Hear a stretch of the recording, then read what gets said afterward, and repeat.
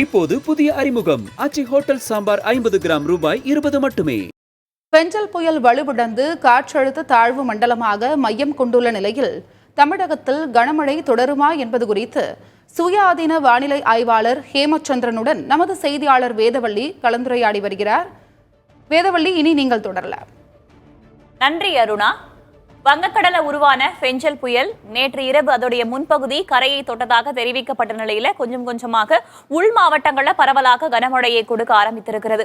நேற்று இரவு முழுவதுமே பார்த்தோம்னா புதுவை, விழுப்புரம், கடலூர் இந்த 3 மாவட்டங்களையும் மிக கனமழையிலிருந்து அதி கனமழை வரைக்கும் பெய்திருக்கிறது. இன்று காலை முதலே விழுப்புரத்திலையும் பரவலாக மழை பெய்து வந்தது. மாலைக்கு மேல தற்போது விழுப்புரம், புதுவை போன்ற மாவட்டங்கள்ல தற்போது மழை சற்றே ஓய்ந்திருக்கிறது. அதற்கு பதிலாக வேலூர், திருவண்ணாமலை போன்ற மாவட்டங்கள்ல பரவலாக மீண்டும் கனமழை பெய்ய தொடங்கி இருக்கிறது. அது கொஞ்சம் கொஞ்சமாக நகர்ந்து வரக்கூடிய நேரத்தில் உள் மாவட்டங்கள்ல பரவலாக மழையை கொடுப்பதற்கான வாய்ப்பு இருப்பதாக சொல்லப்பட்டிருக்கிறது. அதற்கு பிறகு அது அரபிக்கடலுக்கு சென்றதும் புல் எஃபெக்ட் ரெயின்ஸ் என்று சொல்லக்கூடிய மழை வரும் நாட்கள்ல பரவலாக தொடங்குவதற்கான வாய்ப்பு இருப்பதாக சொல்லப்பட்டிருக்கிறது. ஒட்டுமொத்தமாக பார்க்கும்போது கடலோர மாவட்டங்கள்ல சற்றே மழை குறைந்திருக்கிறது. வடக்கு உள் மாவட்டங்கள்ல பரவலாக கனமழை பெய்ய தொடங்கி இருக்கிறது. இந்த பெஞ்சல் புயலுடைய தாக்கம் என்பது பெஞ்சல் புயலாக இல்லாமல் அது கொஞ்சம் கொஞ்சமாக வலுவிழந்து அதோடைய தாக்கம் என்பது அடுத்து வரக்கூடிய சில நாட்களுக்கு, ஓரிரு நாட்களுக்கு நீடிப்பதற்கான வாய்ப்பு இருக்கிறது அப்படின்னு தான் பார்க்கணும். இது குறித்து மேலும் விரிவாக பேசுவதற்காக தனியார் வானிலை ஆய்வாளர் ஹேமச்சந்திரன் நம்முடைய இணைந்திருக்கிறார். ஹேமச்சந்திரன், எங்கெங்கு மழை பெய்ய வாய்ப்பு இருக்கு? தற்போது பார்த்தோம்னா அந்த புயலானது ஆழ்ந்த காற்றழுத்த தாழ்வு மண்டலமாக மாறி தற்போது தாழ்வு மண்டலமாக திருவண்ணாமலை மாவட்டம் நோக்கி நகர்ந்திருக்கு. திருவண்ணாமலை மாவட்டம் நோக்கி நகர்ந்திருப்பதன் காரணமாக புதுச்சேரி, விழுப்புரம், கடலூர் பகுதிகளில் பெய்து வந்த அதீத கனமழை பொழிவு, தொடர் கனமழை அப்படிங்கிறது தற்போது விலகி இருப்பதை பார்க்க முடிகிறது. எந்தவித மேகக்கூட்டங்களும் புதுச்சேரி, விழுப்புரம், கடலூர் பகுதிகளில் இல்லை. அடுத்து வரக்கூடிய ஒரு 12 மணி நேரத்திற்கு இந்த குறிப்பிட்ட புதுச்சேரி, விழுப்புரம், கடலூர் மாவட்டங்களில் மழைப்பொழிவின் தாக்கம் குறைந்திருக்கும்னு எதிர்பார்க்கப்படுது. அதே சமயத்துல திருவண்ணாமலை நோக்கி நகர்ந்திருக்கக்கூடிய புயல் சின்னம் அடுத்து வரக்கூடிய நேரத்தில் தொடர்ந்து வடமேற்கு திசையில் பயணிக்கும் போது திருவண்ணாமலை, அதை ஒட்டி இருக்கக்கூடிய கள்ளக்குறிச்சி, சேலம், தருமபுரி, கிருஷ்ணகிரி, திருப்பத்தூர் போன்ற மாவட்டங்கள்ல பரவலாக கனமழை பொழிவை கொடுக்கும் அப்படின்னு நம்ம எதிர்பார்க்கலாம். இன்று இரவு இது மேற்கு தொடர்ச்சி மலை ஒட்டி நகர்ந்து நாளை இரவுக்குள் அரபிக்கடல் நோக்கி நகரும் என எதிர்பார்க்கப்படுது.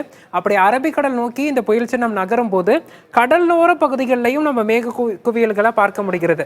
இந்த கொஞ்சம் இன்டென்ஸான மேக குவியலாவே இருக்குது. அப்ப இது மறுபடியும் கனமழையை கொடுப்பதற்கான வாய்ப்பு இருக்கா?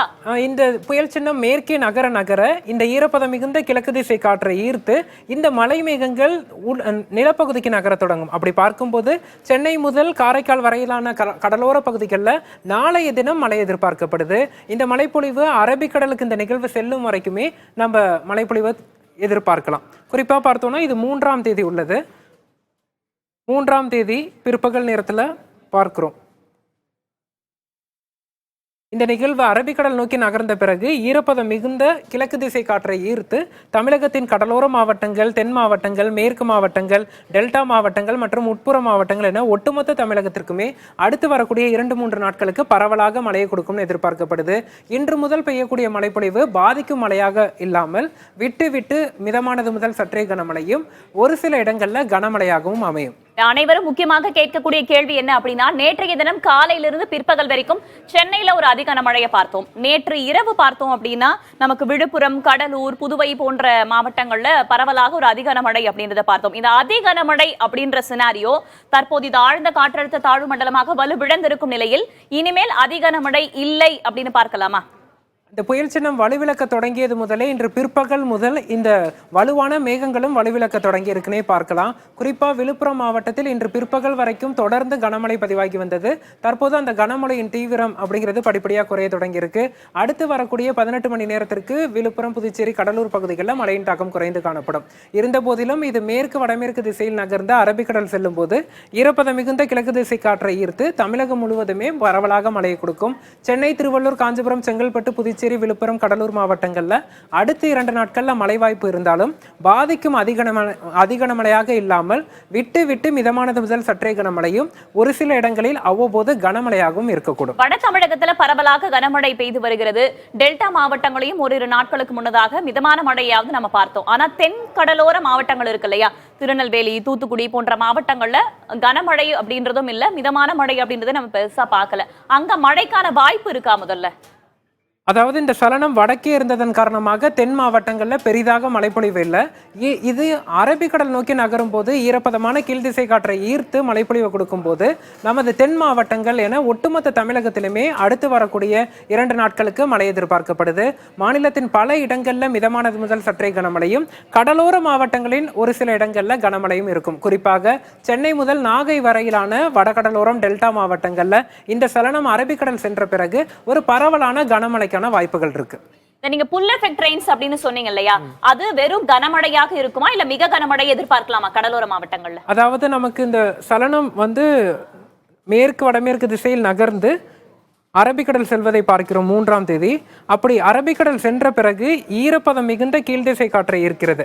அப்படி ஈர்க்கும் போது ஓரிரு மணி நேரங்கள்ல, சில மணி நேரங்கள்ல இந்த வடகடலோர மாவட்டங்கள் டெல்டா மாவட்டங்கள்ல பரவலா கனமழைக்கும், ஓரிரு இடங்கள்ல மிக கனமழைக்கும் வாய்ப்புகள் இருக்கு.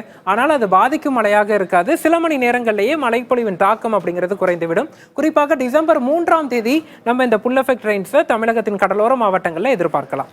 சரி, இப்போது விழுப்புரம், புதுவை போன்ற மாவட்டங்களுக்கு அதி கனமழைக்கான எச்சரிக்கை அப்படின்றது நீங்கி இருக்கு அப்படின்றது சற்றே ஆறுதல் அளிக்கக்கூடிய செய்தி.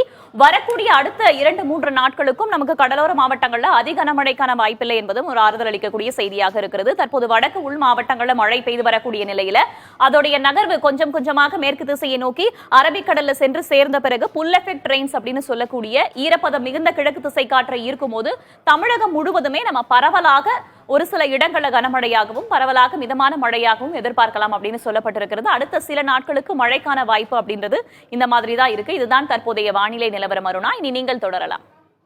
மழை குறித்த செய்திகளை புதிய தலைமுறை தொடர்ந்து துல்லியமாக வழங்கி வருகிறது. உங்களுடைய கலந்துரையாடலுக்கும் நன்றி வேதவழி. இப்போது புதிய அறிமுகம் ஆச்சி ஹோட்டல் சாம்பார் 50 கிராம் ரூபாய் 20 மட்டுமே.